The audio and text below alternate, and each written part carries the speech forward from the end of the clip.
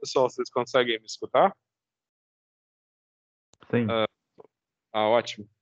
Então, só lembrando vocês mais uma vez que, enquanto eu estou dando aula, eu não consigo ver o chat da sala.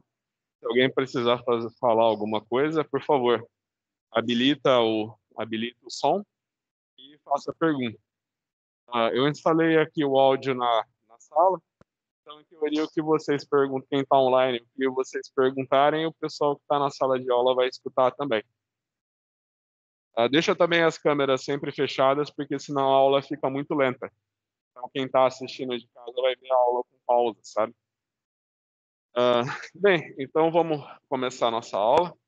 Hoje é a nossa segunda aula de Química Geral e Experimental. Então, hoje a gente vai ver alguns conceitos, né? Nosso primeiro encontro, eu quis mais fazer uma apresentação da disciplina e fazer aquele quiz do Kahoot para conhecer um pouquinho melhor vocês. Certo? Então, vamos começar a disciplina. A gente vai falar de átomos, moléculas e íons. Então, a gente vai falar basicamente, o que eu trouxe para vocês hoje são algumas informações bem básicas da tabela periódica. E a gente vai ver o modelo mais rudimentar do átomo que a gente tem, que eu acho que é um modelinho que vocês já viram no ensino médio. Tá? Onde o átomo tem um núcleo e uma nuvem eletrônica, só isso, um átomo e uma nuvem eletrônica. Então, aqui é a tabela periódica. Pode imaginar a tabela periódica como um quebra-cabeça. Né? Você pode tirar diversas propriedades da tabela periódica, predizer várias propriedades dos elementos através da tabela periódica. Então, a gente chega aqui, a gente tem o modelo mais rudimentar do átomo. O que seria esse modelo mais rudimentar do átomo? Imagina que a maior parte do volume do átomo é a nuvem eletrônica. Esse átomo tem apenas um núcleo, esse átomo tem apenas um núcleo e uma nuvem eletrônica. Você pode imaginar que se um átomo tiver um núcleo do tamanho de uma maçã, a nuvem eletrônica é maior do que o estádio do Maracanã. Então, você imagina que todo o volume do átomo está na nuvem eletrônica e toda a massa do átomo está no núcleo, onde a massa do átomo é composta por prótons e nêutrons.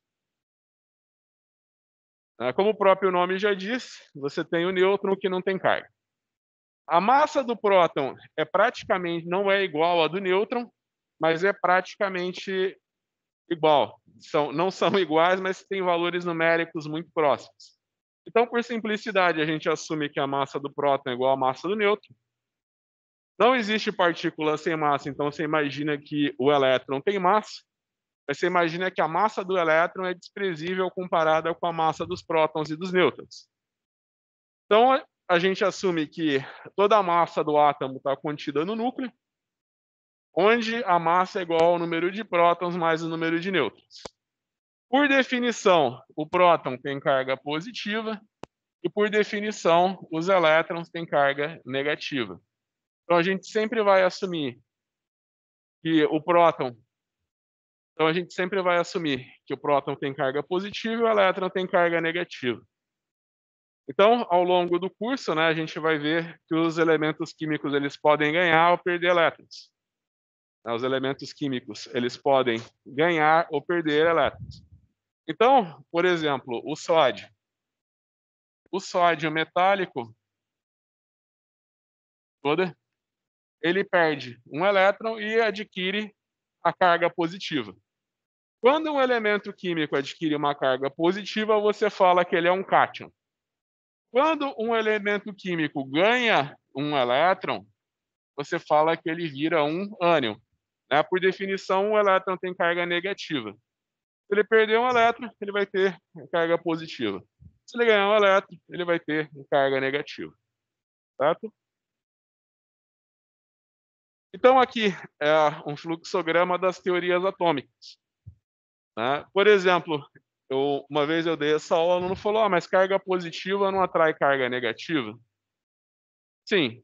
Mas você está dizendo que os elétrons têm carga negativa e o núcleo tem carga positiva, certo? Sim. Tá, então por que que o elétron não se funde com o núcleo do átomo, né? Afinal de contas, carga positiva atrai carga negativa, era para o elétron se fundir com o núcleo. Você sabe que a atração das cargas aumenta à medida que a distância diminui, né? Então, o pessoal emprestou da física aquela teoria das órbitas. Por exemplo, massa atrai massa. Tá, mas se massa atrai massa, por que que a Lua não se funde com a Terra? Já que massa atrai massa. Ah, não, é que a Lua está em órbita com a Terra. A Lua está em órbita com a Terra, ela fica circundando a Terra, né? Então a gente diz que ela está em órbita. Ela está num ponto que ela nem se afasta da Terra, nem se aproxima, ela está em órbita. Então daí o pessoal emprestou da física essa ideia para os elétrons, né? E criou as órbitas. E depois veio as definições mais avançadas, né? Onde tem o orbital. Não sei se o professor de química de vocês do ensino médio fez fazer distribuição eletrônica, né? Fazer um S1, 2 S2. Né? O professor de química do ensino médio, ele quer castigar o aluno, ele manda fazer distribuição eletrônica, porque não tem o menor sentido você fazer isso. Então, aquele 1s1, 2s2, são os orbitais moleculares. Né? Tá bom, daí que vem o nome orbital molecular, mas aí já é uma visão mais sofisticada. Né? Você vai pensar nos elétrons não como órbitas definidas ao entorno do núcleo, mas como a probabilidade dele estar numa determinada região do espaço. Só adiantando, a gente vai ver esses três modelos nesse curso. Por enquanto, então, vamos assumir só que os átomos são constituídos de uma nuvem eletrônica e do núcleo. O núcleo contém toda a massa e a nuvem eletrônica contém a maior parte do volume do átomo. A nuvem eletrônica, você vai assumir que é o elétron, não pensa onde que o elétron está ainda. Tá? A nuvem eletrônica é o elétron, o núcleo é prótons mais nêutrons, que é a massa atômica do átomo.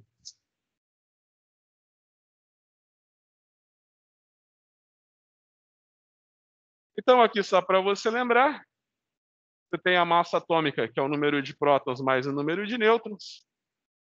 Não é preciso se preocupar com a massa do elétron, embora o elétron tenha a massa dele é desprezível com relação à massa do próton e do nêutron, uma vez que esta é muito pequena. O número de nêutrons são determinados a partir da massa atômica. Tá?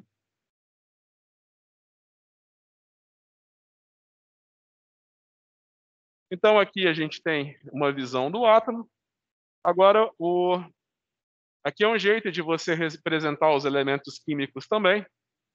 Aqui você coloca o número de massa e aqui você coloca a massa atômica. E aqui você coloca o símbolo do elemento químico. Então, vou falar um pouquinho daquela tabelinha periódica online que eu mostrei para vocês.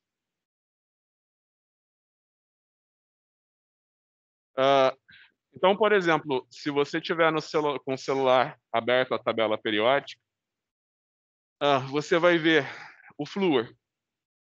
Você imagina que o flúor tem número atômico 9 e massa atômica 19. Você imagina sempre que o número de elétrons e o número de prótons num elemento químico vai ser o mesmo. Você parte do princípio que todos os elementos químicos são neutros. Então, o flúor, ele tem número atômico 9, isso quer dizer que ele tem 9 elétrons. Se ele tem 9 elétrons, obviamente ele tem 9 prótons. Então, a massa atômica dele é 19, isso quer dizer que você tem o número de prótons mais o número de nêutrons, que é igual a 19. Você sabe como o número atômico dele é 19, que o número de prótons é igual a 9. Então, você pode dizer que o número de nêutrons do flúor é igual a 10.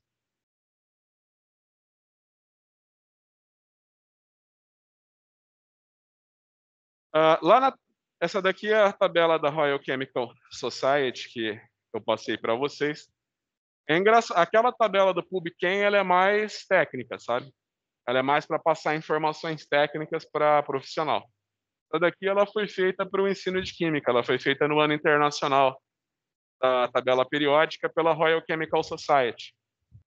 Então, se você entrar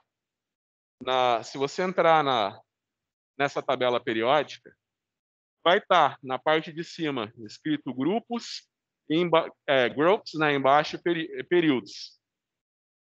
Né? Então, você imagina que a gente chama, então eu falo, né, o professor de álgebra linear, ele chega aqui, ele vai falar que a tabela periódica é feita de linhas e colunas, né, uma matriz. Então, você imagina que a tabela periódica é feita de várias linhas e colunas. Uma coluna a gente chama de grupo ou família. Né? A definição família por quê? Porque todos os elementos daquela família têm propriedades físicas e químicas bem semelhantes. O primeiro elemento de cada família ele difere bastante dos demais. Então, quando eles falam que em toda família tem um diferente, isso é uma tendência periódica. Então, você pode imaginar, por exemplo, que lá na família 7A dos halogênios, você imagina que o flúor difere bastante dos demais halogênios, né? do cloro, do bromo e do iodo. Ele acaba tendo propriedades periódicas, propriedades físicas e químicas bem diferentes dos demais. Né? Então, via de regra, então aqui em cima são os grupos. Do jeito que eles fazem na Europa, eles vão numerando cada um dos grupos sequencialmente. Então, vem, obviamente, 1, 2, 3, 4, 5. Quando você clica em cima de qualquer uma dos grupos ou famílias, né, ele já vai te dar uma informação a respeito daqueles elementos. Né? Então, por exemplo, eu cliquei em cima do 1.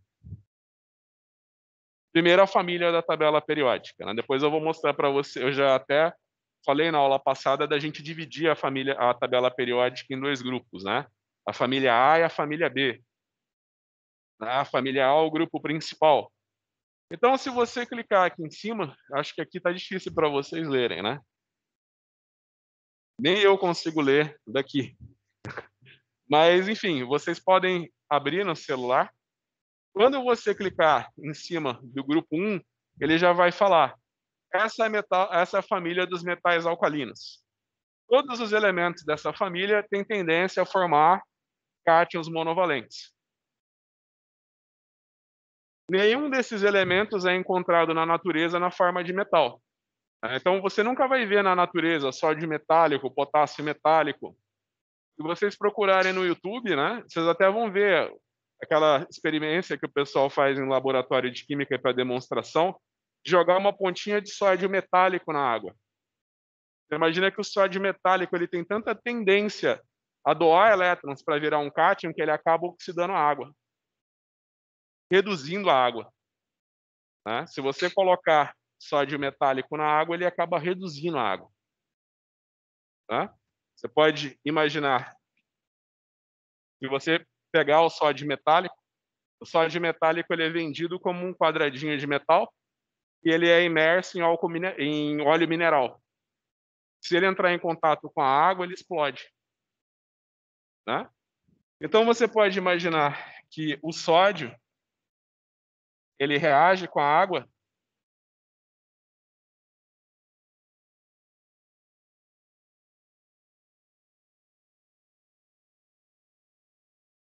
para formar hidróxido e hidrogênio. E é claro, né, o sódio metálico.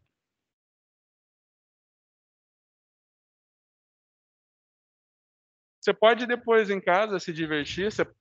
Se você entrar nessa tabela periódica, né, eu já coloquei o link para vocês no chat da aula.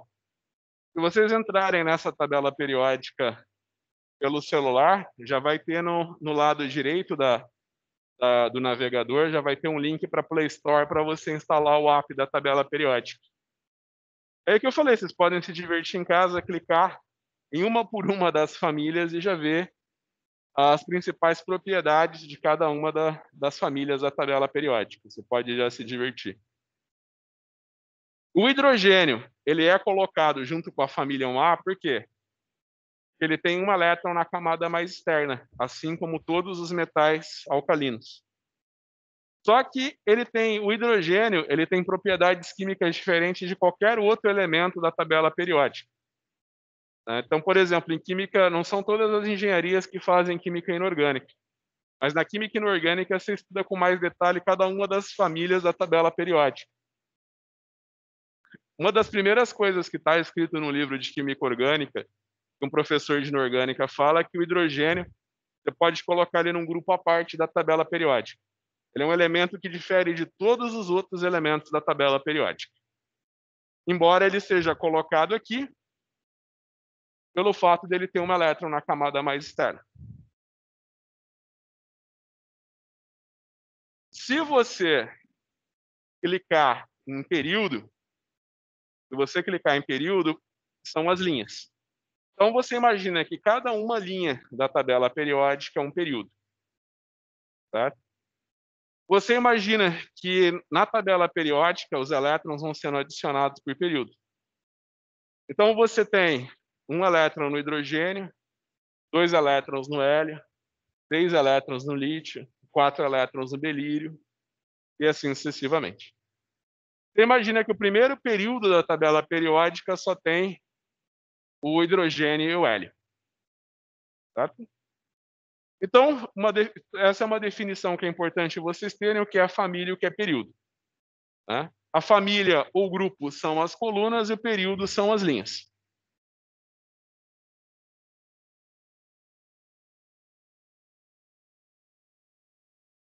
Só para não causar confusão com vocês, eu falei que nessa tabela periódica online,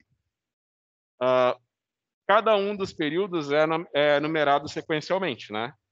1, 2, 3, 4, 5, 6, 7, 8. E ele não usa a definição A e B. Geralmente aqui no Brasil, especialmente no ensino médio, a gente aprende a tabela periódica desse jeito, certo? Vocês lembram da distribuição dos elementos, como que era ensinado? Não sei se vocês chegaram a ver isso no ensino médio, se não viu, não tem problema, que a gente vai ver aqui. Então você imagina que os elementos que estão no meio da tabela periódica são os metais de transição, a gente chama eles de família B. Esses elementos que estão aqui, a gente chama de família A. Então aqui ela é numerada sucessivamente, ó, família A, 1, 2, 3, 4, 5, 6, 7 e 8. Aqui na família B ela tem essa numeração, né? Ela já começa no 3. Lembra que eu falei para vocês? Daqui diz o número de elétrons que cada elemento tem na camada mais externa. Então foi por isso que eu falei para vocês, quando a gente mostrava a tabela periódica, o escândio e o alumínio. O escândio e o alumínio são metais que têm propriedades físicas e químicas parecidas. Aí você vai falar, nossa, professor, você disse que quando o elemento está perto do outro na tabela periódica, ele tem propriedades similares, né? O escândio está aqui no começo do bloco da família B, e o alumínio está aqui no começo da família A, está longe pra caramba. Mas se você for olhar, o escândio tem 3 elétrons na camada mais externa, assim como o alumínio tem. Tá? Então lembra dessa definição, né? A gente separa os elementos da família A e a gente separa os elementos, né, como família A e família B. Onde a família B, vocês têm os metais de transição. Certo?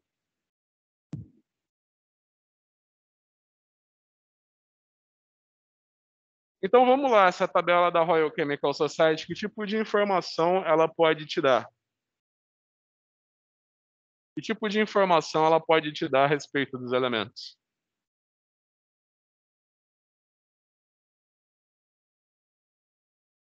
Então, só mostrando para vocês, tudo que ela pinta aqui de azulzinho são os metais de transição. Tá? Tudo que está pintado de azul nessa tabela são os metais de transição. Aqui no comecinho, se você for olhar para ela,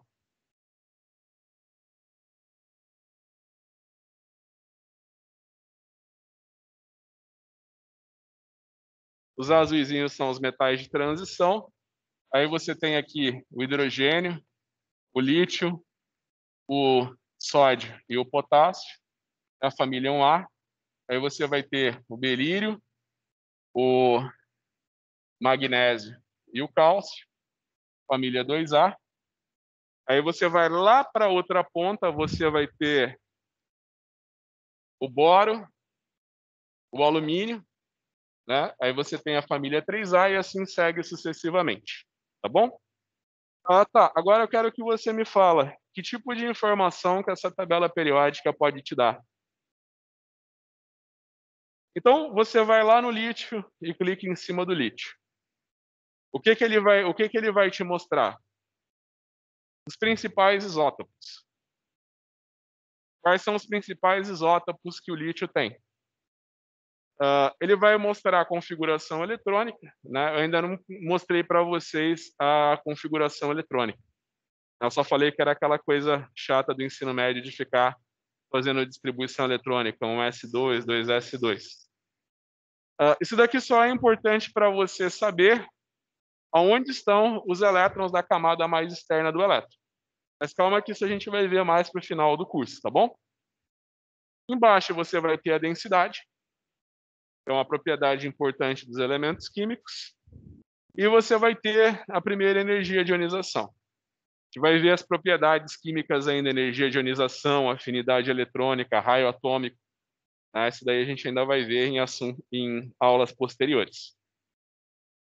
Mas ele vai te dar o mais importante, né? Você pode olhar aqui, você tem o símbolo do lítio, tá vendo?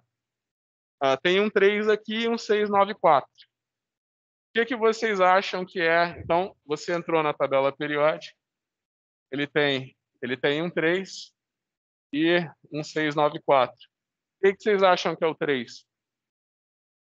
É o número atômico. É quantos elétrons o lítio tem. Né? Ele tem 3 elétrons. E o 694 é a massa atômica. Isso quer dizer o quê? Que se eu tiver 6,94 gramas de lítio, eu tenho 1 mol de lítio. Que informações mais que essa tabela periódica pode me dar? Se você clicar em cima, então, do elemento, aí ele vai dar mais informações para vocês. Ele vai falar que o lítio está no grupo 1. Tá? Então, grupo ou família, né, é a coluna. Então, ele vai te falar que ele está na primeira coluna da tabela periódica. O período, ele está dizendo que o lítio está na segunda linha da tabela periódica. Daí você pode ver na própria tabela periódica, você pode observar esses fatos. Ele está no bloco S. O que seria o bloco S? Alguém já viu? O que quer dizer que, por exemplo, metais alcalinos e metais alcalinos terrosos estão no bloco S? O que isso quer dizer?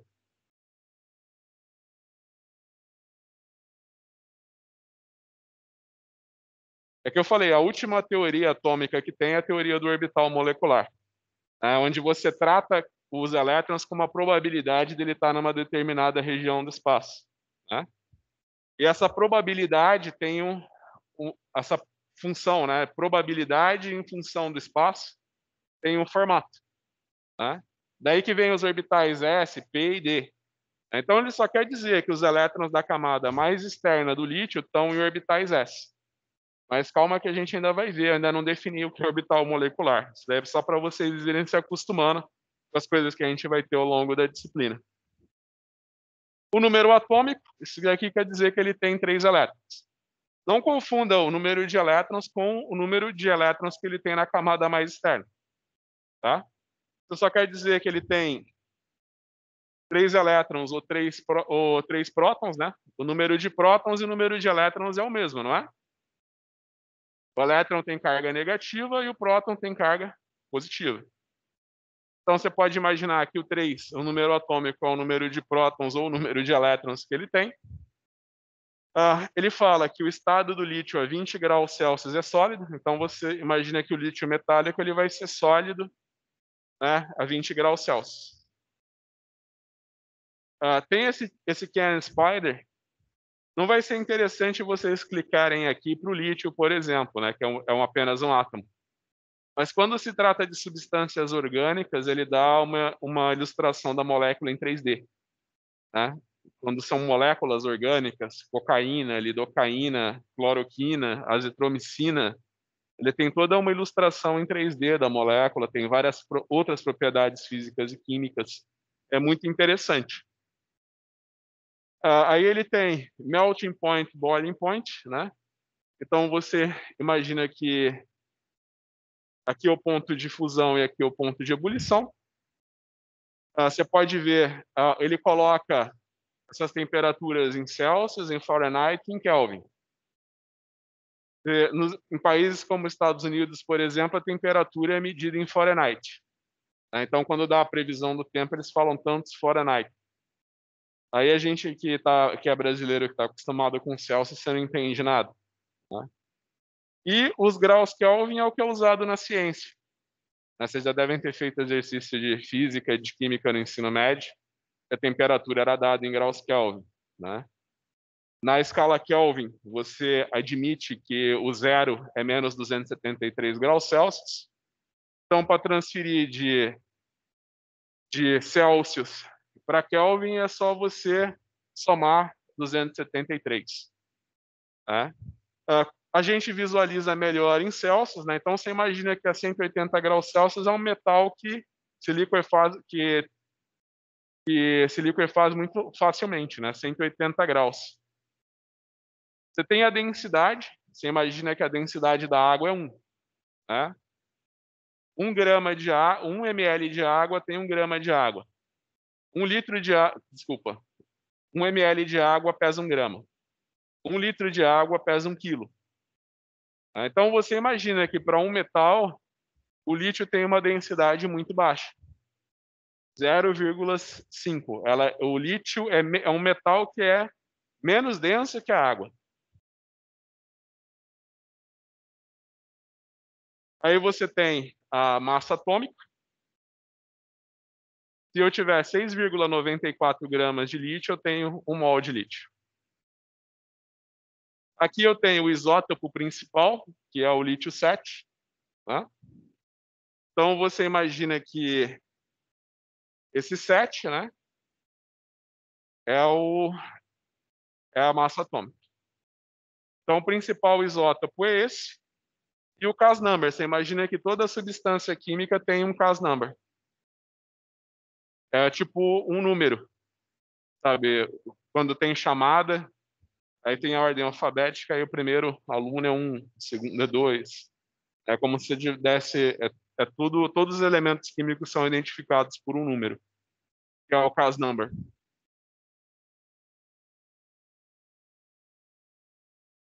Então, aí tem um pouquinho de história, tem algumas histórias que são bem interessantes. Você pode, em casa, você pode chegar e ler cada uma delas, se tiver a curiosidade.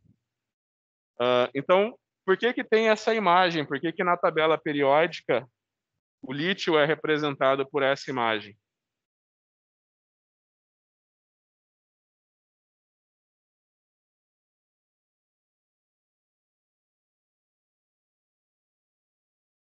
Então, ele fala que a palavra lítio vem da palavra grega que quer dizer pedra. Tá? Essa imagem que está na tabela periódica para o lítio representa uma pedra. Então, você imagina que o nome lítio vem da palavra grega pedra. Aí ele fala da aparência. Você nunca vai ver na natureza lítio metálico. Todos os metais da família 1A, eles estão na natureza na forma de cátions monovalentes. Mas se você pode obter os metais alcalinos, né, na forma de metal. Ele está falando que eles são metais macios, você pode cortar com uma faca, o lítio, o sódio. Nas aulas de química, a gente corta um pedacinho de sódio e joga na água. Quando o sódio reduz a água, ocorre uma explosão. Então, você imagina que esses daqui são metais que têm a densidade menor do que a da água, eles são macios, você pode cortar eles com uma faca.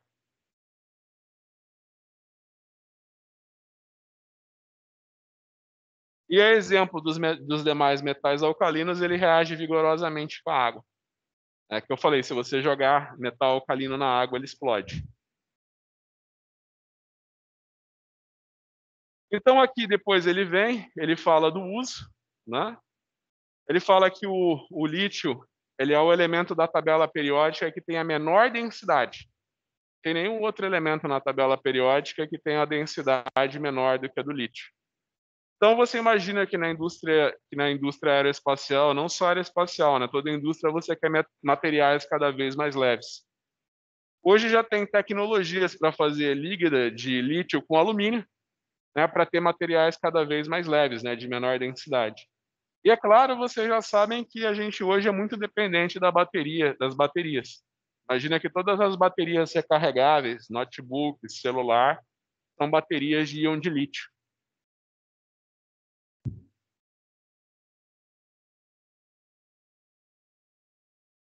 E também ele fala, eu estava preparando, eu tirei esse pedacinho para trazer para a aula de vocês. Você imagina que o lítio também, quando ele é misturado com vidro, ele aumenta o índice de refração. Então você imagina que as lentes que são dopadas com lítio, elas podem ser cada vez mais finas. Aí ele fala da natureza, da abundância na natureza, né? Aí ele fala, né, que o lítio não ocorre como metal na natureza, ele está sempre presente na forma de um cátion monovalente. Ele fala que esses três minerais aqui, a petalita, por exemplo, que são os principais minerais em que você pode tirar o lítio de uma maneira industrial, e que o lítio ele é obtido na forma metálica através da eletrólise do cloreto de lítio. Então, através da eletrólise do cloreto de lítio é obtido o lítio metálico. E o principal produtor de lítio no mundo hoje é o Chile. Aí, sim,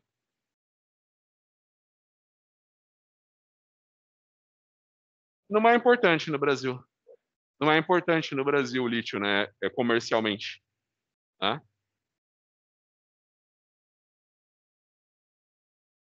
O Brasil?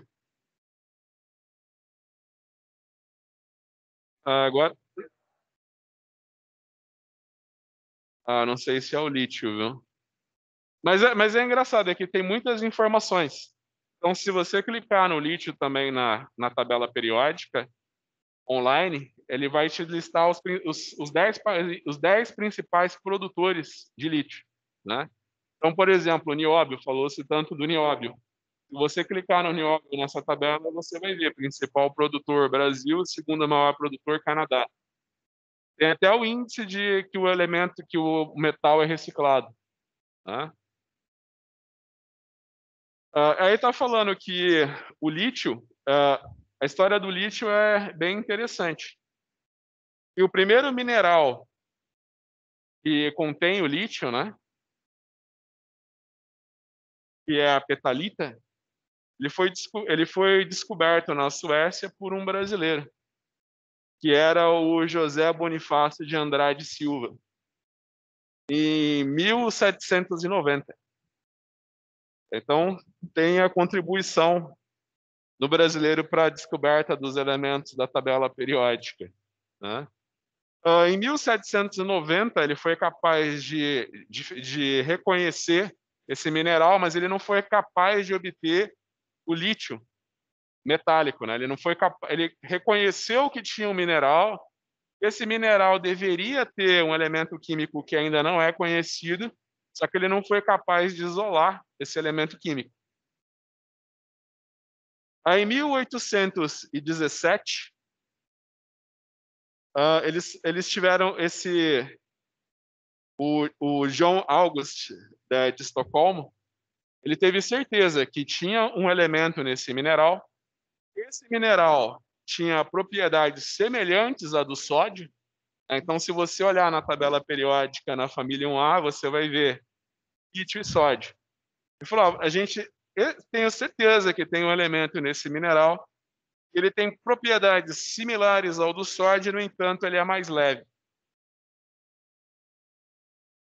E, por fim, só em 1855,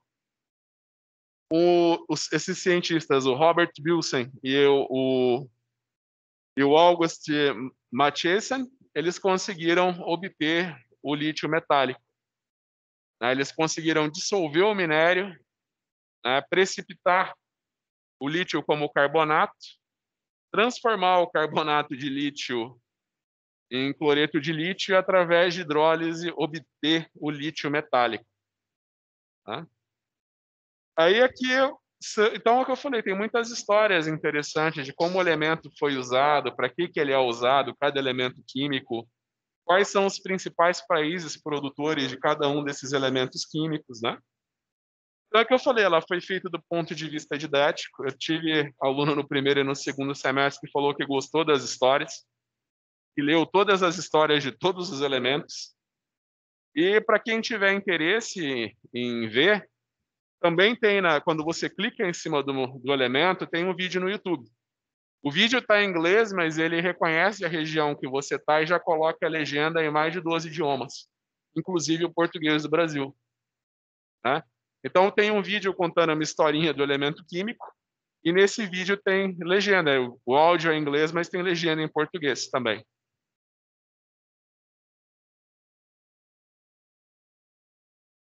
Você também vai achar propriedades atômicas. As propriedades periódicas, né? Aqui estão listadas algumas, né? Raio atômico, raio covalente, eletronegatividade de Pauling, afinidade eletrônica, primeira, segunda, terceira energia de ionização, né? Isso tudo são propriedades periódicas. Quando a gente estiver no meio do curso, eu vou explicar essas propriedades para vocês e a importância de cada uma delas, certo?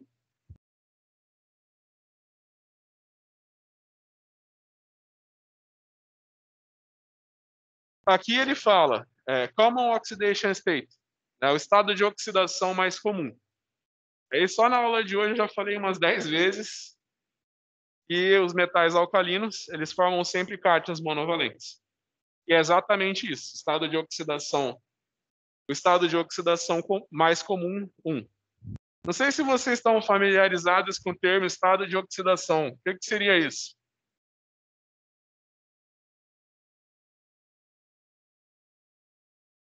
Lembra que eu falei que o elétron tem carga negativa? O elétron tem carga negativa. Você parte de um princípio que você tem o lítio metálico, né? Você tem o elemento químico. O elemento químico é neutro. Mesmo número de prótons, ele tem de elétrons, né? Então, eu vou assumir que o lítio é 0. Na natureza, não só o lítio, mas todos os metais alcalinos da família 1A estão presentes como cátions monovalentes, né? Se ele perdeu um elétron, vou dar o valor mais 1. Então, é a mesma coisa para outros elementos. Então, se a gente pular lá para outra ponta da tabela periódica, né? A gente tem os halogênios. Na aula passada eu falei que o halogênio formava cátion monovalente, não falei? Você tem o cloro, né? Ele está na forma neutra, né? É cloro ligado com cloro. Eu vou dar para ele o valor 0. Ele ganhou um elétron, né? Eu só encontro os halogênios na natureza na forma de cloreto, né? Do ânion monovalente. Eu vou dar o valor menos 1. Hoje, se você for quando chegar em casa, se tirar a roupa, vai jogar na máquina de lavar, a maioria dos alvejantes hoje eles são à base de carbonato e água oxigenada, né? Porque o carbonato e a água oxigenada não agride tanto os tecidos e as cores. No passado, o pessoal usava alvejante à base de cloro. Você dá uma distraída naquilo, aquilo tinge tudo a tua roupa, fica aquele monte de mancha branca ali. Ou senão ele já come mesmo o tecido e fica esburacado a tua roupa. Você perde a roupa se você não tomar cuidado. São os alvejantes à base de cloro. Você sabe o que tem no alvejante à base de cloro? O hipoclorito.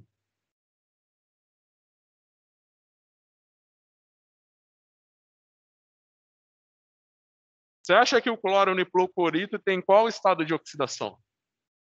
Vocês acham que o cloro no hipoclorito tem qual estado de oxidação? Ó, você vai assumir que o oxigênio tem sempre carga -2. Então, se você for pensar, ó, você tem aqui uma molécula, você tem aqui essa molécula. O cloro, eu não sei qual que é o estado de oxidação dele, mas eu sei que o estado de oxidação do oxigênio é sempre -2.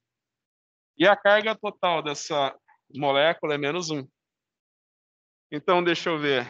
X é igual a -1 mais 2, né? O -2 veio para cá, ele veio somando. Então, você vai dizer que o estado de oxidação do cloro aqui é +1. Tá? Então, você imagina que aqui é o cloro, o estado de oxidação é 0. Aqui o estado de oxidação é -1. E aqui o estado de oxidação é +1. Às vezes eu fico falando de estado de oxidação, né? Aí o pessoal não entende o que quer dizer com estado de oxidação. Bem, já aconteceu, depois eu até mando para vocês no link da aula, um artigo que foi publicado na revista Química Nova, que era para o ensino de análise de cátions e de ânions. E também teve a mesma confusão, né? Teve a mesma confusão com a apostila que a gente dava essa disciplina. Você quer ver o exemplo?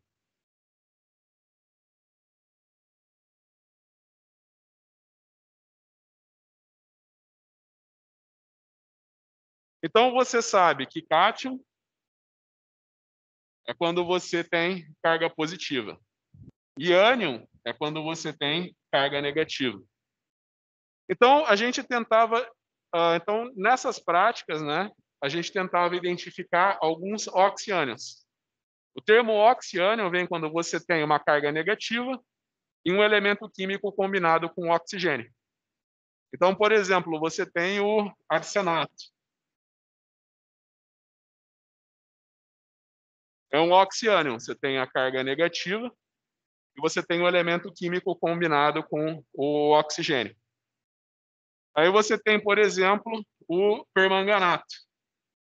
Você tem o manganês combinado com o oxigênio e uma carga negativa. Aí o procedimento falava que era para identificar o arsênio +5 e o manganês +7. Aí teve gente que pensou assim, não, mas eu aprendi que cátion tem carga positiva e que ânion tem carga negativa. Aí você fala para mim assim, ó, vamos identificar o arsênio +5. Vamos identificar o manganês +7, mas você está me dando exemplos de ânions. Você escreveu errado no artigo, na apostila, você se confundiu. Aí é que eu falo, não, calma. Aqui é um oxiânion, a carga é -1. Só que se você for pensar que o oxigênio tem carga -2, você tem X mais 4 vezes -2. E a carga total aqui é -1. Então, você tem X menos 8 igual a -1. Então, você imagina que a carga aqui no manganês é +7. A carga aqui no manganês é +7. Então, isso daqui é um oxiânion, obviamente, carga negativa, só que o estado de oxidação do manganês é +7. Então, é o que eu falei, você vê como tarefa de casa, você clica na tabela periódica em cima do manganês, você vai ter oxidation states and isótopos, né? Estados de oxidação e isótopos principais. Quando você clicar para o manganês, ele vai falar que os principais estados de oxidação para o manganês é +2, +4 e +7. Só que você tem que imaginar que não existe nenhum cátion desse tipo. Eu não falei para vocês no começo da aula que a maior parte do volume do átomo é a nuvem eletrônica, não é? Se eu tiro um elétron, o que acontece com o átomo? Ele vai aumentar ou vai diminuir? Vai diminuir, né? A maior parte esse modelo, né, não é errado, né? Você imagina que o núcleo é que ele é bem rudimentar, né? Ele trata o átomo como se ele fosse um núcleo e uma nuvem eletrônica, né? Mas você imagina então que toda a massa do átomo está contida no núcleo e todo o volume está contido na nuvem eletrônica. Você imagina que a nuvem eletrônica são os elétrons. Estou tirando o número, eu estou tirando elétrons, o volume está diminuindo. Então você imagina que quanto mais elétrons eu tiro, menor o átomo se torna. Nesse momento ele se torna tão pequeno que ele abstrai oxigênios da esfera de hidratação dele na água e vira um oxiônio. Então você imagina que você nunca vai ver um cátion tetravalente. Porque antes dele virar um cátion tetravalente, ele acaba virando um óxido ou um oxiônio. Né?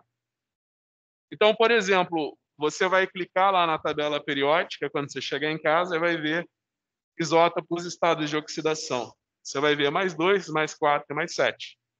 O manganês mais 2, ele é um cátion divalente. O manganês mais 4 é uma espécie neutra. O que é uma espécie neutra?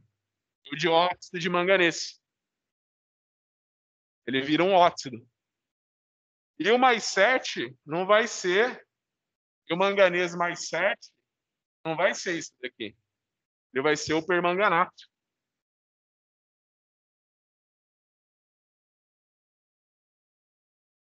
Ele vai ser o permanganato. Certo? Só para vocês conhecerem os termos. É isso que quer dizer estado de oxidação. É que às vezes vocês estranham, falam, tem um estado de... Você vê essa espécie aqui, ó, é um ânion monovalente. Só que o estado de oxidação do manganês é mais 7. Então não confundam a carga do ânion, a carga do cátion, com um estado de oxidação. Por exemplo, o vanádio, ele forma oxicátions. O vanádio, ele forma oxicátions. Então o vanádio, ele forma espécies desse tipo. Oxicátions. Você imagina que esses dois oxicátions, eles são cátions monovalentes. Só que o estado de oxidação do vanádio é diferente. Você imagina que aqui é um oxicátion, mas o estado de oxidação do vanádio é mais 3. E aqui o estado de oxidação do vanádio é mais 5. Tá? Então não confunda a carga do cátion do ânion com o estado de oxidação. Tá bom? Então só aí mais um detalhe. Aí aqui ele vai apresentar isótopos principais. O que é um isótopo mesmo? É o número de prótons? Isso mesmo. Imagina que o isótopo... Acho que vocês não estão conseguindo escutar o pessoal que está em casa, né? Na aula passada funcionou bem, né? Tá ligado aqui?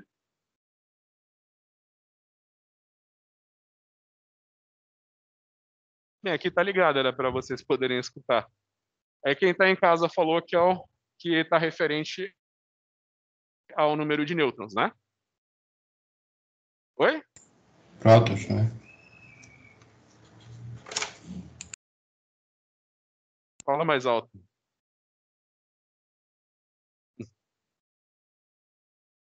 Ah, não, não, essa daqui é da sala, por causa da caixa de som. O que o pessoal fala, em casa, né? É para vir pelo Teams e ter transmitido para a caixa de som. Então não é do Teams, é alguma coisa que no meu computador. Eu até já sei, eu acho que deve ser o cabo. Querendo...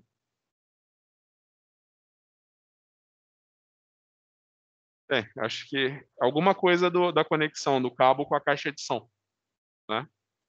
Então, voltando ao assunto, né, do que é um isótopo, né? A próxima vez que alguém falar, eu vou ver se... quando aparecer uma pergunta, eu vou ver se o som sai aqui. Qualquer coisa, na próxima aula, eu peço para alguém ver por que não está vindo o som na caixa de som.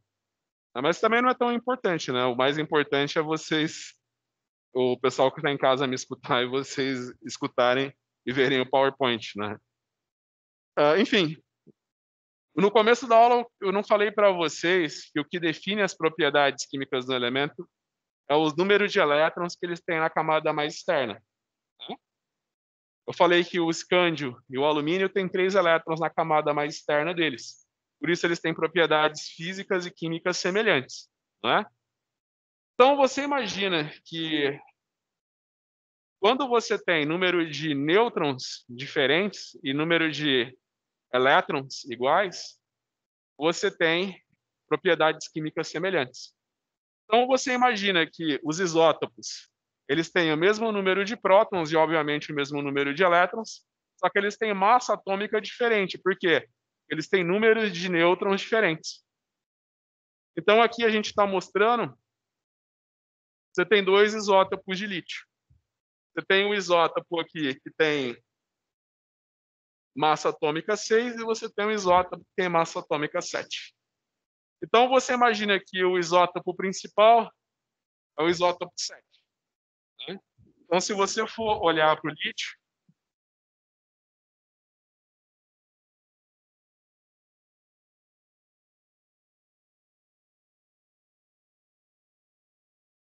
então, se você for olhar o lítio, ele tem 2 isótopos principais.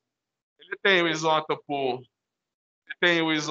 que é o 6 e o isótopo que é o 7.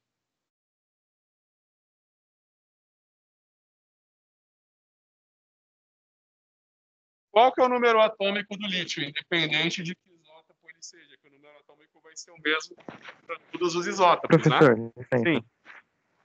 Sim. Poderia apagar a luz em cima do quadro? Fica batendo reflexo, fica ruim ali pra Sim. enxergar. Obrigado. Claro.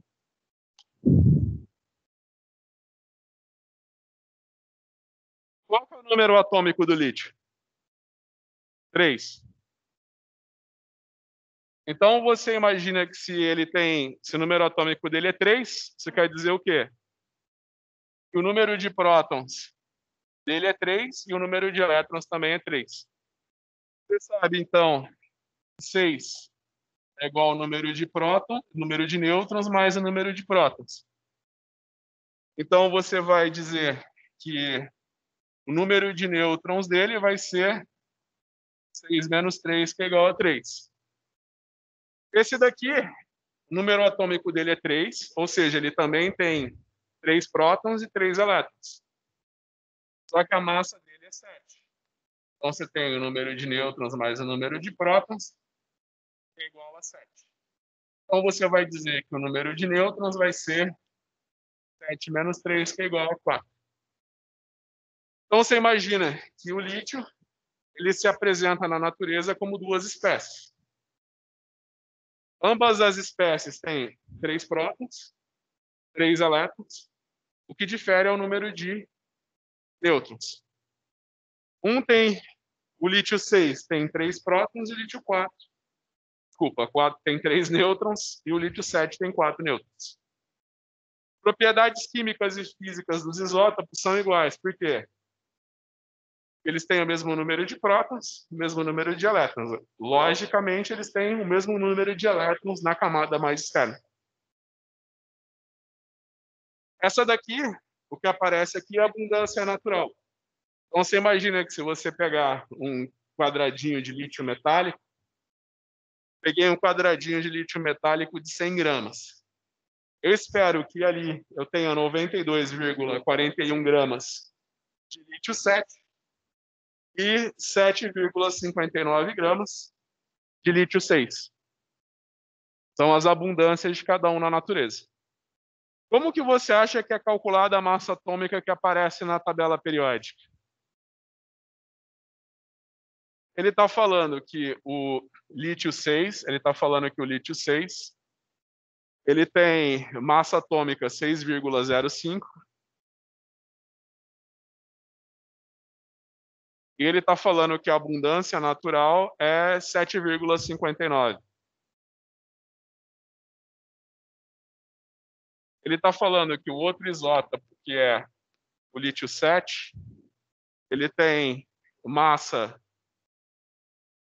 desculpa, era 6,15, né? E a outra era 7016. E a abundância da outra espécie é 92,41.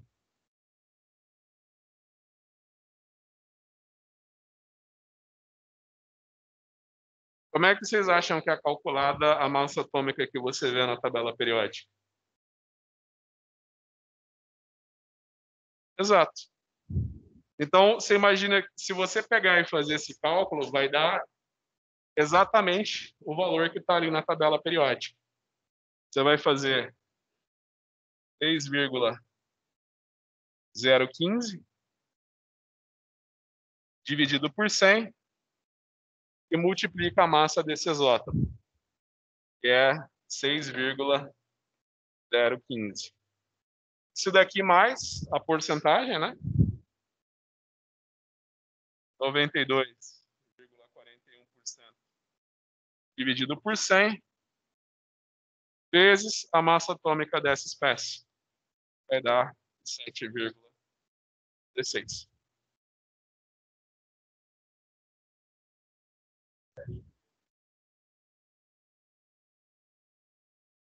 Primeiro parênteses. Assim.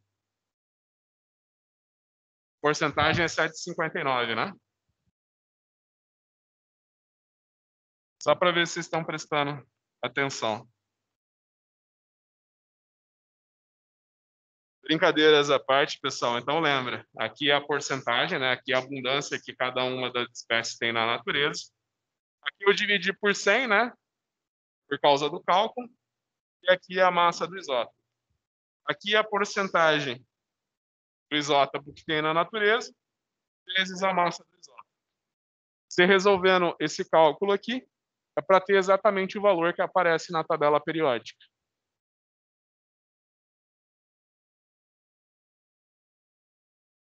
Bem, então, se a gente clicar agora no metal que é bem cobiçado, o ouro. Né? Aqui a gente tem o símbolo do ouro e a gente tem o símbolo químico. Né? Você imagina que... Acho que eu estou escutando um chiadinho da caixa de som.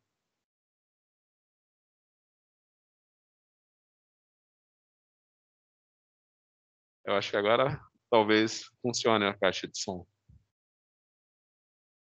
Então ele está falando que o ouro está no grupo 11. Imagina que nessa tabela periódica ele nomeia os grupos sequencialmente, né?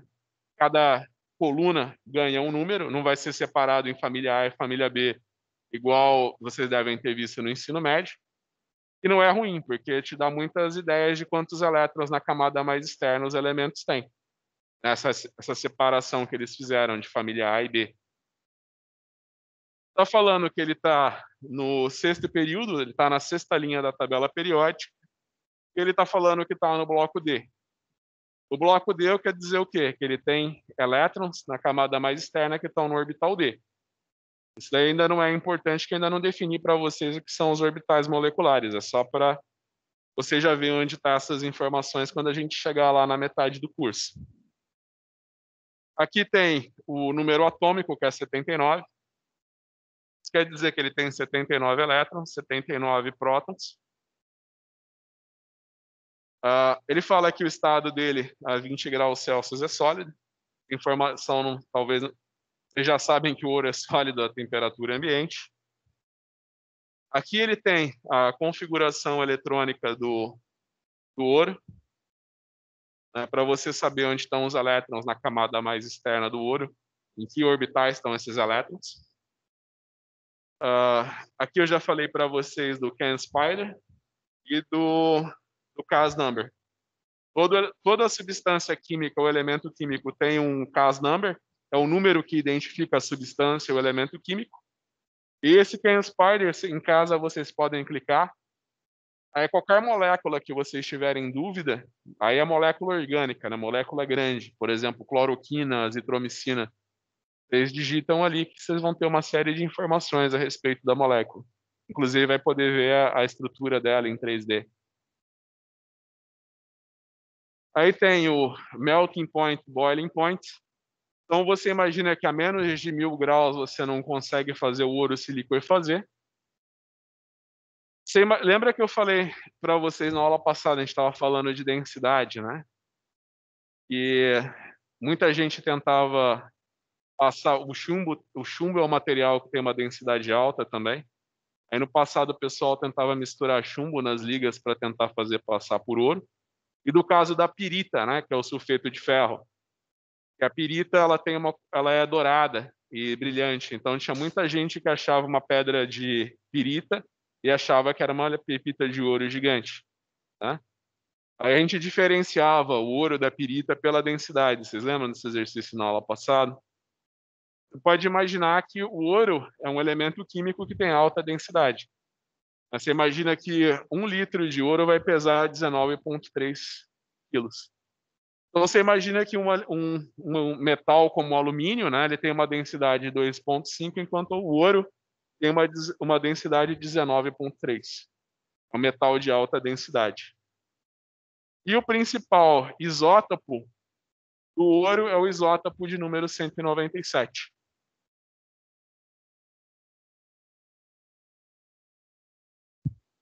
Tem a historinha do ouro. Ele fala que há 2000 anos antes de Cristo, os egípcios já mineravam ouro.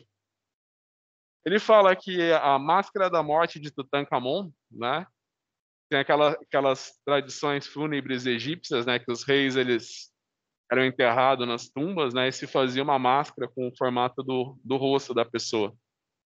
Né? Aí fala que a máscara da morte de Tutankhamon tinha aproximadamente 100 quilos de ouro. Né? Então você imagina que bem antes de Cristo, 1.300 anos antes de Cristo, o homem já minerava o ouro em larga escala. Aí ele fala que a tradição de moedas de ouro começou em torno de 561 e 547, onde hoje é a Turquia, né, antes de Cristo. Então, 561 e 547 antes de Cristo, onde hoje é a Turquia, já se tem relatos de que começou a funcionar as moedas de ouro. É só umas historinhas. E ele fala que, nesse primeiro slide aqui, na primeira informação que passa, ele fala que o símbolo AU, né? Você imagina que ouro, né? Em português, gold, em inglês, só que o símbolo químico é AU. Eles pegaram esse AU da palavra latina aureum, né? Contando as historinhas.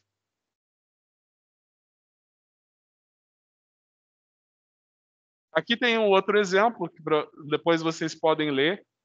É que eu falei, se você olhar todas as propriedades, né, vai ter um vídeo, ele vai falar que o Brasil é o principal produtor de nióbio. O nióbio ele é utilizado também para fazer ligas de baixa densidade. Tem as informações técnicas, né, vai falar que o Brasil é o maior produtor mundial, o segundo é o Canadá. Então, vocês podem olhar todas essas propriedades dos elementos em casa. O mais importante, aí vem os estados de oxidação e os isótopos. Então, ele vai falar que os estados de oxidação mais importantes do nióbio é 5 e 3. Na verdade, eu peguei esse exemplo do nióbio só para mostrar para vocês que, no caso do nióbio, não tem nenhum isótopo conhecido. Então, por exemplo, tem elementos que têm 1 ou 2 isótopos. Às vezes o elemento está na natureza na forma de 2 isótopos, igual eu mostrei o caso do lítio, né, onde um dos isótopos é majoritário. O nióbio, ele não tem isótopo, não tem isótopos conhecidos de nióbio. O chumbo, ele tem diversos isótopos. O bromo, ele tem 2 isótopos em proporções quase que iguais, 49% e 51%.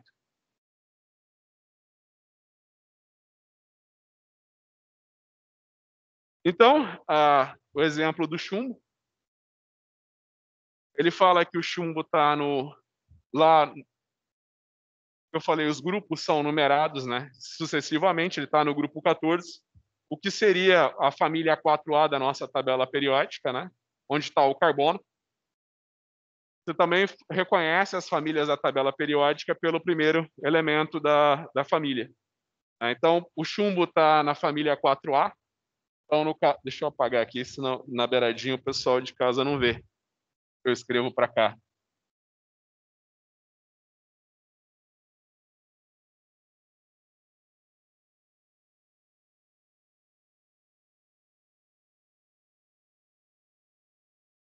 Então, se for na família 4A da tabela periódica, o primeiro elemento é o carbono.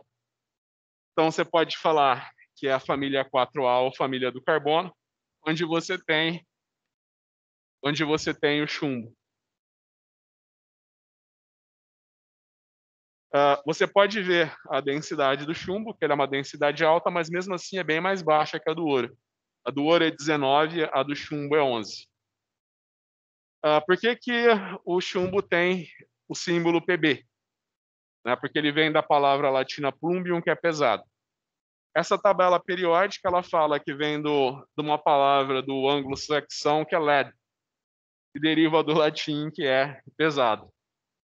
Tá bom? Então, é o que eu falei para vocês, o nióbio. Vem se falando muito do nióbio, o Brasil é o maior produtor de nióbio. Não tem nenhum isótopo nióbio. Eu dei para vocês o exemplo do lítio. Lá no passado foi um brasileiro que ajudou a descobrir o lítio. O primeiro a identificar o mineral que foi isolado, o lítio, foi um brasileiro. O lítio tem dois isótopos, um majoritário e outro minoritário. Eu acabei de apagar, mas você viu que um era 90 e poucos por cento, o outro 6 e pouco por cento. O nióbio não tem isótopo nenhum. Olha quantos isótopos o chumbo tem. Eu tenho o isótopo 204, 206, 207 e 208. O chumbo está presente na natureza como 4 isótopos. Você pode ver que a proporção menor que tem é do isótopo 204 e a maior proporção é do isótopo 208. A gente não faz parte da ementa desse curso a química nuclear. Mas você imagina que o que seria um elemento radioativo? Vocês têm ideia do que seria um elemento radioativo? Tem uma pergunta na parte de estequiometria. Eu falo que o tecnécio é um elemento artificial. O que seria um elemento artificial, um elemento radioativo? Vocês têm ideia do que é?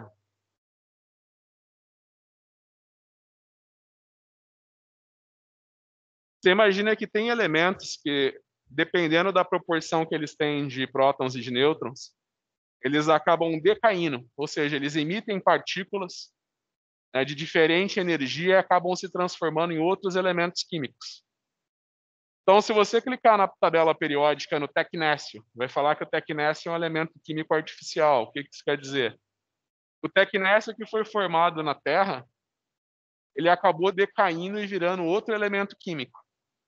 O antimônio é a mesma coisa. Você vai lá na família 7A.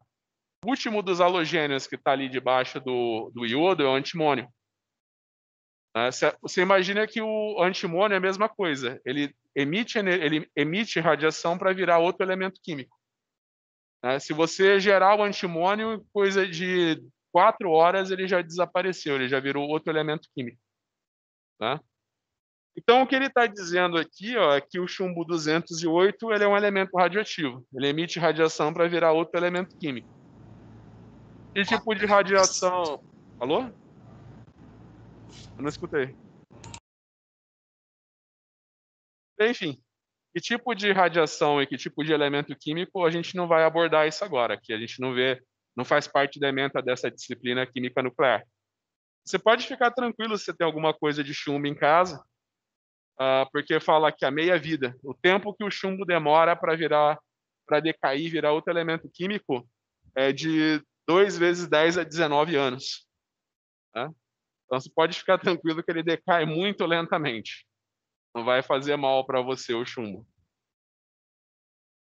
Não por causa da radiação. O principal perigo do chumbo é que, se você for olhar em estados de oxidação, quais são os principais estados de oxidação que tem no chumbo? 4 e 2. O chumbo está na família 4A, então ele tem 4 elétrons na camada mais externa. que vocês imaginam quando fala que os principais estados de oxidação do chumbo é +4 e +2? Que o chumbo pode perder 2 elétrons e virar um cátion divalente. Né? Esse daqui é o chumbo 2. E o que é usado na bateria do teu carro,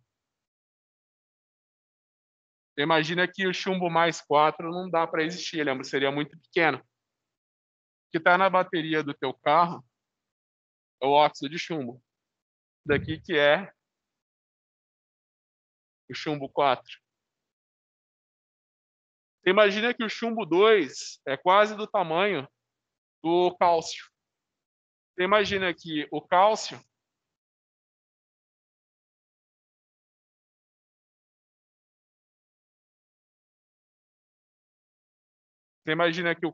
e o chumbo, eles têm tamanhos muito...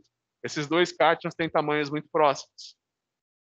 Então, o organismo humano não consegue diferenciar o cálcio do chumbo. Para que você acha que o organismo humano usa o cálcio? Para construir os dentes, né, e o esqueleto. Então, você imagina que se você está numa região que foi contaminada com chumbo, teu organismo vai acabar absorvendo esse chumbo e vai tentar construir teu esqueleto com chumbo. Né? Aí o problema é que fica quebradiço o osso, né? O osso que entra chumbo na composição dele, ele fica muito quebradiço. Né? É o oposto do que aconteceu com o Wolverine. Né? Você vai quebrar muito fácil. Fora de outros problemas também, né? Problemas neurológicos e renais. Basicamente, eu quis mostrar isso para vocês, então, para vocês verem que os elementos químicos eles podem estar presentes de várias maneiras como isótopos. Né? Nióbio não tem isótopo nenhum, lítio tem 2, o chumbo tem 4 isótopos. A gente tem um intervalo, é 10:20, né? 10:10. Desculpa, é 8:10. 10 horas já acabou, 10 horas já acabou a aula. Que horas são? 7:50? Então, quando for 8:10, vocês me avisam, tá bom?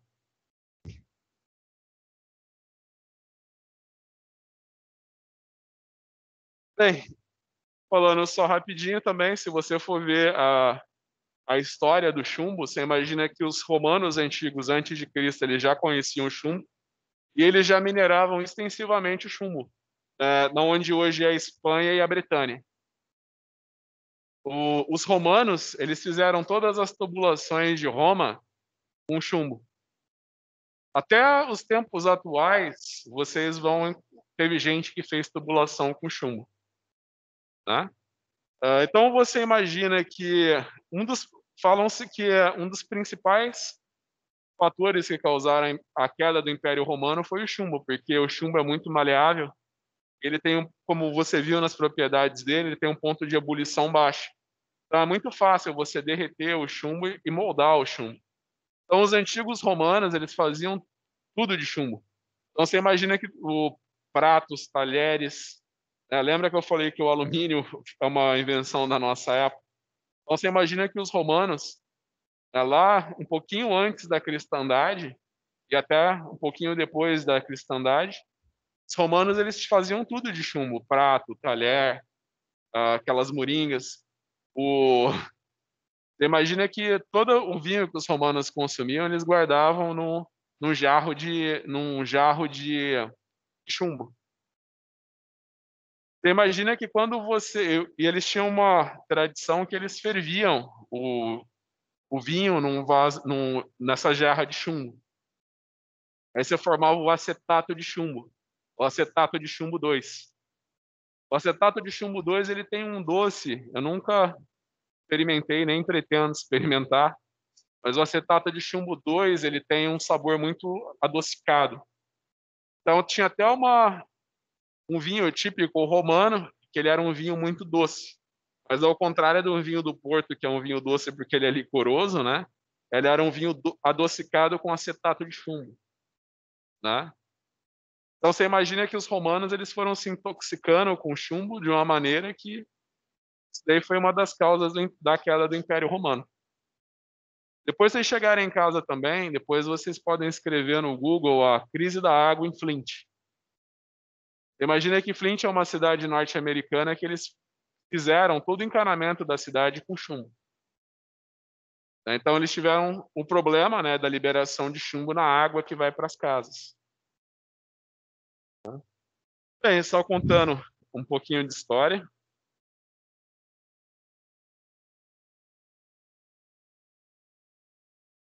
Então está aqui para vocês a definição de isótopo. Lembra que os isótopos eles têm propriedades físicas e químicas semelhantes. Eles têm o mesmo número de prótons, o mesmo número de elétrons, mesmo número de elétrons na camada mais externa.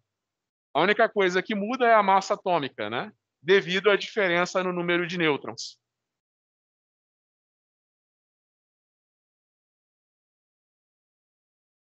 Aqui a gente tem alguns exemplos de isótopo do hidrogênio. Eu tenho o hidrogênio prótio, o deutério e o trítio. Você imagina que todos esses isótopos do hidrogênio, eles têm as mesmas propriedades físicas e químicas. A única coisa que muda é que o prótio, ele não tem nenhum nêutron, o deutério tem um nêutron e o trítio tem 2 nêutrons.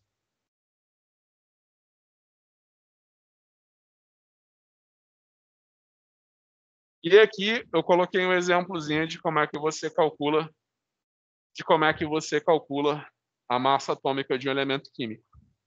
Que você coloca a abundância do isótopo, né? Divide por 100 e multiplica pela massa atômica. E depois você faz toda a somatória. Quem for fazer na calculadora, não esqueça de colocar parêntese aqui e aqui para a calculadora poder entender. Né?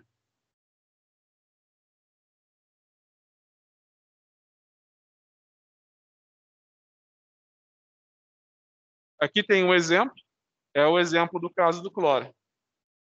Ele fala o cloro natural tem 75,53% de cloro 35, e tem uma massa atômica de 34,96 e 24,74% de cloro 37.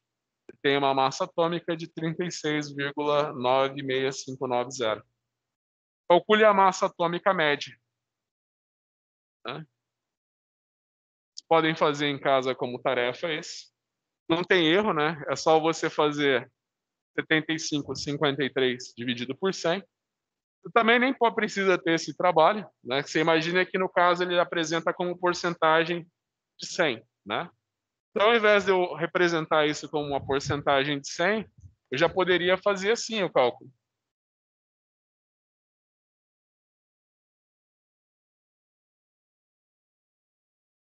A gente faz 0,7553 vezes a massa atômica dessa espécie, 34,96.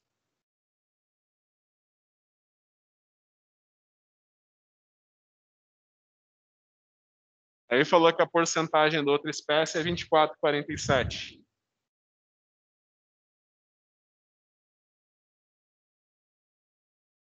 E a massa a gente pode arredondar para 36,97. Podia fazer também desse jeito, né? Não precisa ter o trabalho de dividir por 100 na fórmula. Né? Eu não vou... Vocês podem fazer o cálculo em casa depois. Não esqueçam de quando for fazer na calculadora de pôr os parênteses. Vocês estão no primeiro semestre. Né? Não sei se vocês estão acostumados a usar calculadora científica. Se você for fazer qualquer cálculo na calculadora científica, você tem que usar os parênteses, tá? Por quê? Porque se você não pôr parênteses, ele não vai saber que você está somando esse valor aqui com esse valor. Então vai dar tudo errado. Tá? Então colocam os parênteses para ele entender que você está multiplicando esse com esse. Isso daqui vai ser somado com essa multiplicação. Se você não pôr os parênteses na calculadora, não dá certo. Falei para você, semestre passado eu fazia os cálculos todo pelo Excel, né? No Excel é uma boa demonstração disso. Se quiser fazer conta no Excel, mesma coisa. Tem que usar os parênteses. E por último, eu estava falando para vocês do bromo. O bromo, ele é presente na natureza como duas espécies. Você tem o bromo 79 e o bromo 81. Você pode imaginar, então, que a diferença do 81 para o 79 é que essa espécie tem 2 nêutrons a mais do que essa. Você imagina, então, que cada uma que ele tem praticamente 50% de cada espécie. Tá? Ele tem 50,69 dessa espécie e 49,31 dessa espécie.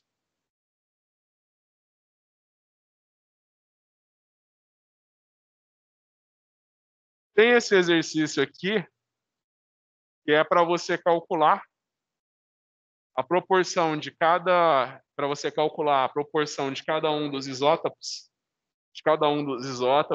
através da massa molecular, do peso atômico. Né? Então ele está falando que o antimônio 121 tem massa atômica 129,04 e o antimônio 123 tem massa atômica 122,904.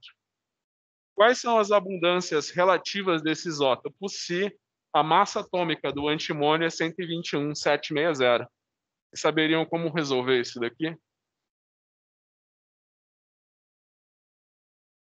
Semestre passado eu fiz essa pergunta, eu falei que ia dar um ponto na prova para quem respondesse primeiro essa questão, né? Eu fiz a pergunta, o aluno já respondeu na hora. Eu falei, nossa, mas você já fez o cálculo? Ele falou, não, eu consultei a tabela periódica. Na tabela periódica tem. Se você clicar na tabela periódica em cima do antimônio, ele já vai te dar as proporções de cada um dos isótopos. Né? Então, ele matou o exercício sem fazer qualquer cálculo. Esses são... Acho que teve gente que até já fez exercício assim no ensino médio, né? Mas é que eu falei, né? Para você estimar a porcentagem de cada um dos isótopos é simples, né? Por exemplo, eu tenho a massa atômica do antimônio. Né? Eu sei que eu calculo a massa, eu sei que isso daí é uma média ponderada. A massa atômica é uma média ponderada, né? Então, por exemplo, o exercício está me perguntando qual que é a porcentagem de cada um dos isótopos, né? Então, ele está falando que eu tenho o isótopo 121,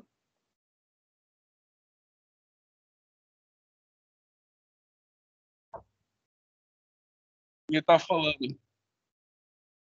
que eu tenho o isótopo 121 e tem massa atômica 120,9. E ele está falando que eu tenho o isótopo 123.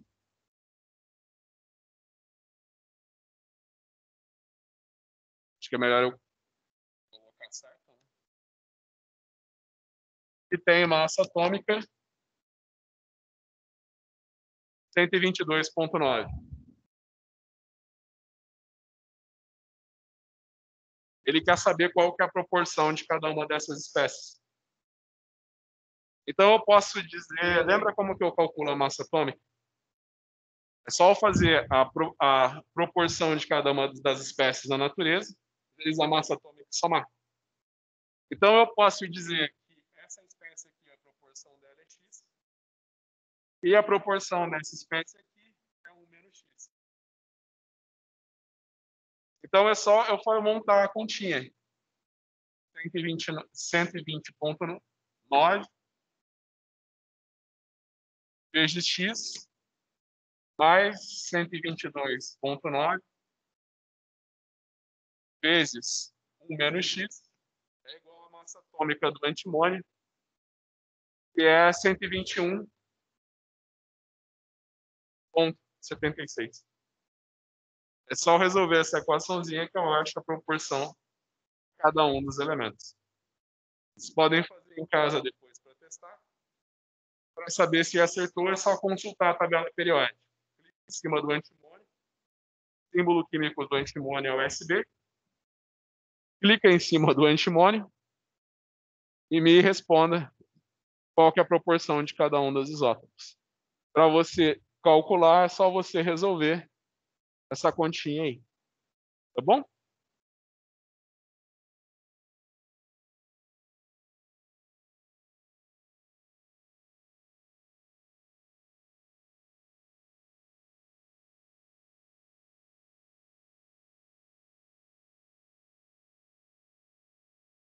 Essa daqui é uma das primeiras tabelas periódicas que a gente já teve. Você imagina que há muito tempo os químicos tentam reunir os elementos químicos de uma maneira que, numa tabela periódica, eles tentam criar uma tabela onde você agrupa os elementos químicos de acordo com as suas propriedades. A primeira tabela periódica proposta foi a tabela periódica do Mendeleev. Então, aqui, por exemplo, é um exemplo da tabela periódica do Mendeleev que tem numa praça em São Petersburgo. Imagina que o Mendeleev era russo, né? A primeira tabela periódica que o homem conhece é a tabela periódica do Mendeleev. Você imagina que lá atrás o Mendeleev ele não conhecia o elemento químico germânio. Mas se você olhar na tabela periódica, você tem carbono, silício e germânio. Né? Se você olhar na tabela periódica,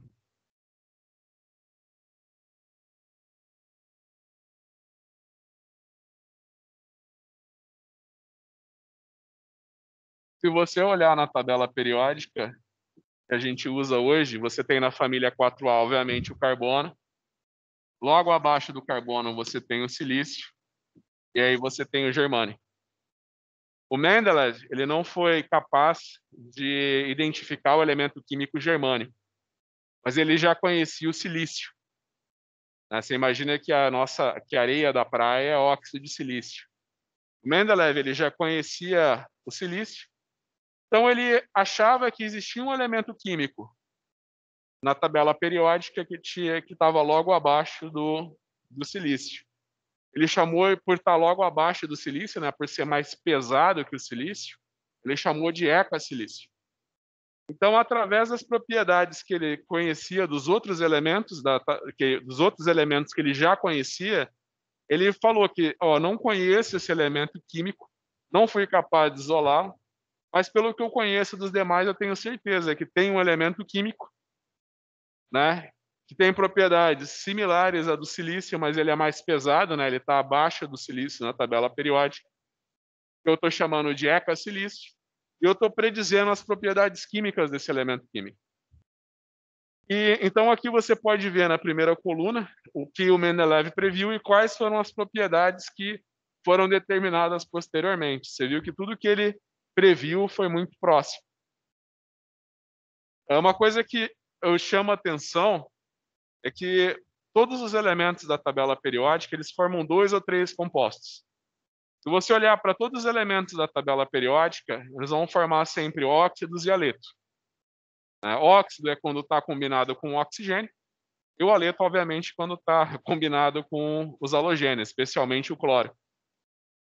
Só o carbono que ele forma bilhões e bilhões de compostos, de substâncias. Né? Então, no caso, o Mendeleev ele já previu que os haletos de germânio iam ter essa forma e que o óxido de germânio ia ter essa forma.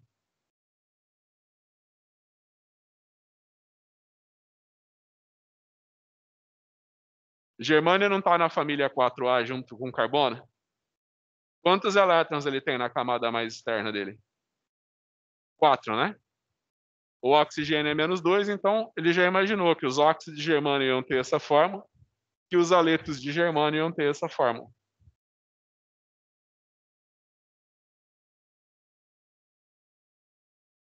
Bem, agora vem mais uns termos, alguns deles eu já mostrei. Esses daqui são os termos que você tem que saber quando fala na tabela periódica, né? Os períodos, as linhas, os metais, os não metais, os metalóides, halogênios, gases nobres, metais alcalinos terrosos, série dos lantanídeos e série dos actinídeos. Professor, Sim, tu vai fazer um intervalo ou não? sim. Ah, demorou. Pessoal, então, já que esse assunto é um pouquinho novo, né? Vamos fazer um intervalo. Aí a gente volta, então, daqui a uns 10 minutinhos. Pode ser? Agora são 8 horas. Então a gente volta 8h10. Certo? Certo. Perfeito, pessoal. Então até daqui a pouquinho.